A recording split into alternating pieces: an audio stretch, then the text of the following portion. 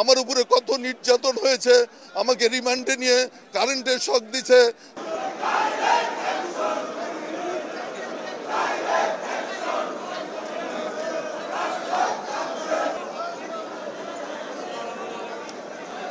আমি প্রথমেই কৃতজ্ঞতা প্রকাশ করছি আমাদের প্রিয় নেত্রী, দেশনেত্রী বেগম খালেদা জিয়ার প্রতি।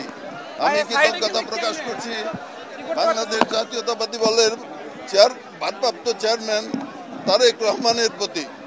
আমি কৃতজ্ঞতা প্রকাশ করছি আজকে যার মাজারে আছি আমাদের প্রিয় নেতা শহীদ রাষ্ট্রপতি জিয়াউর রহমানের কথা আজ বারবার মনে পড়ে। এই দলকে তিনি গড়ে তুলেছিলেন দেশের মানুষের জন্য, জনগণের জন্য। আমি তার প্রতি শ্রদ্ধা জ্ঞাপন করছি এবং তার বিদেহী আত্মার মাগফিরাত করছি।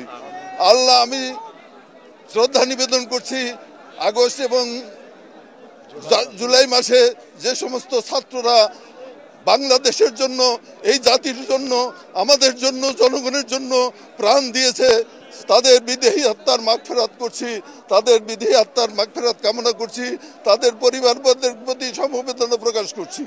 এবং সঙ্গে সঙ্গে বলতে চাই যে কারণে এই আন্দোলন এবং সংগ্রাম হয়েছে, আমরা যেন সেই কারণ এবং সংগ্রামের ভুলে না যাই।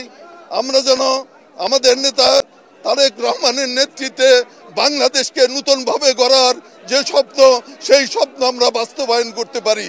সেই দিকে আমাদের নজর রাখতে হবে, আমাদের ভুলে গেলে চলবে না। আওয়ামী লীগ যে কাজ করেছে আমরা সেই কাজ করব না। আওয়ামী লীগের লোকরা যে সমস্ত অপকর্ম করেছে আমরা সেই অপকর্ম করব না। আমরা বাংলাদেশকে গড়ে তুলতে চাই, বাংলাদেশের জনগণকে সাথে নিয়ে বাংলাদেশকে গড়ে তুলতে চাই। আমি ভাইরা আমার, আপনারা জানেন আমার উপরে কত নির্যাতন হয়েছে, আমাকে রিমান্ডে নিয়ে কারেন্টের শক দিছে, চেয়ারে ঘুরেছে, আমাকে মারপিট করেছে। আমি অজ্ঞান হয়ে কোর্টের বারান্দায় পড়েছিলাম। প্রিয় বন্ধুরা আমার, সেই স্মৃতি আমি এখনো ভুলি নাই। আমার মা মৃত্যুবরণ করলো, সেই জানাজায় আমাকে যেতে দেওয়া হয় নাই। আমি জানাজায় যাওয়ার জন্য প্রস্তুত ছিলাম, পারমিশন হয়েছিল, কিন্তু সেই জানাজায় আমাকে যেতে দেওয়া হয় নাই। আমার ওয়াইফকে নামে নিরাপত্তা আইনে মামলা করা হয়েছিল, সে একজন কর্মচারী, তাকে দীর্ঘদিন সাসপেনশনে রাখা হয়েছিল, তাকে জেল হাজত মোকাবেলা করতে হয়েছে।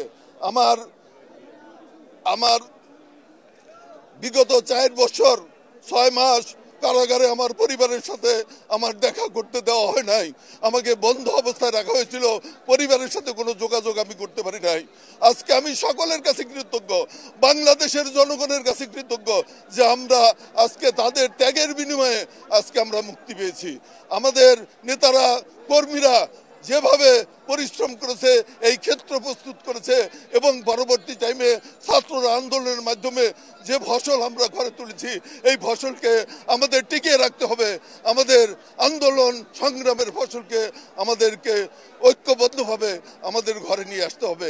সেই আহ্বান জানিয়ে যারা আজকে এখানে উপস্থিত হয়েছেন, বিভিন্ন জায়গা থেকে এখানে উপস্থিত হয়েছেন, টাঙ্গাইল থেকে উপস্থিত হয়েছেন, আমার এলাকার থেকে উপস্থিত হয়েছেন, আমি সকলের প্রতি কৃতজ্ঞতা প্রকাশ করছি এবং ধন্যবাদ জানাচ্ছি।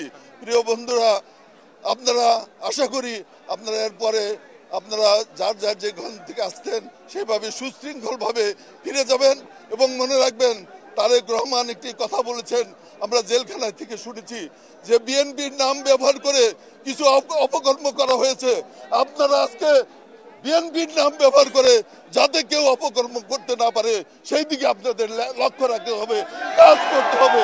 এবং আমি যতদিন বেঁচে আছি ইনশাল্লাহ অন্যায়ের বিরুদ্ধে, জুলুমের বিরুদ্ধে, সন্ত্রাসের বিরুদ্ধে, চাঁদাবাজের বিরুদ্ধে আমাদের সংগ্রাম অব্যাহত রাখবো।